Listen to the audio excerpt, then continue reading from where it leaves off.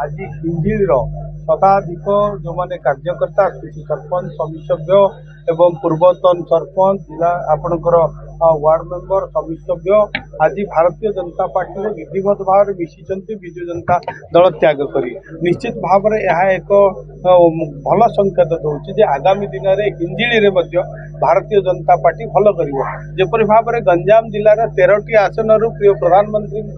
जो भली नीति आदर्श लोक मैंने विश्वास करी आशीर्वाद कर 11टी जयलाभ करूँ हिंजिली आपणकर बहुत कम भोट्रे आम जी पराजय लाभ कर जो 25 वर्षर जो विकासशील मुख्यमंत्री कहते मात्र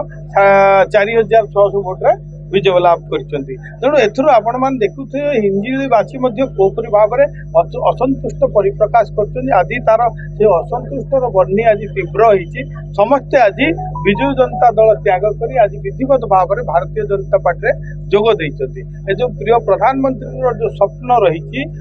विकसित भारत एवं विकसित ओडिशा यही दिगरे आमर मुख्यमंत्री एवं काम कर सरकार हूँ लोक सरकार जनप्रिय सरकार आगामी दिन में जो विकसित भारत हम से दिगरे हिंजिली को निश्चित भाव में विकास करा तेणु यही दिगरे भारतीय जनता पार्टी कार्यकर्ता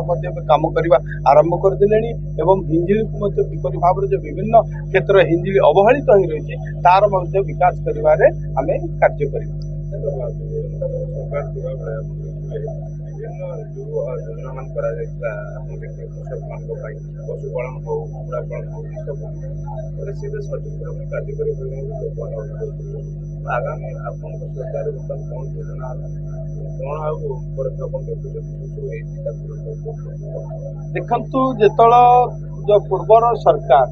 केवल योजनार सरकार थिला मिछुआ राधुआ सरकार थिला केवल लोक 24 वर्ष मिछ कही हुआ बोलूला तेणु लोक तार प्रतिफलन कर तार जवाब देते कोपरी भाव में असहिष्णुता भाव में जो कम करुले साधारण लोक माने जो माने निजर हक पाई पारे आज लोक मैंने सरकार पर विश्वास करते एवं तांकर जो समस्त योजना फेल मारता आप देखते पिठा योजना कुआडे गला कालिया योजना कुआडे गला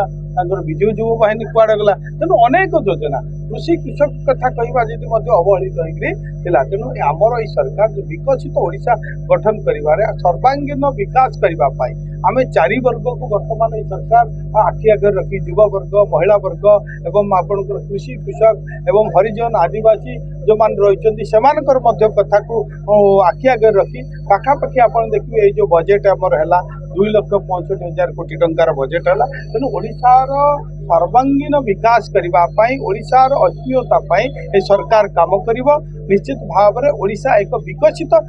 राज्य रे परिणत हो नुआ नुआ खबर जानिबा पई आमो एलएनटीवी को लाइक शेयर और सब्सक्राइब करंतु।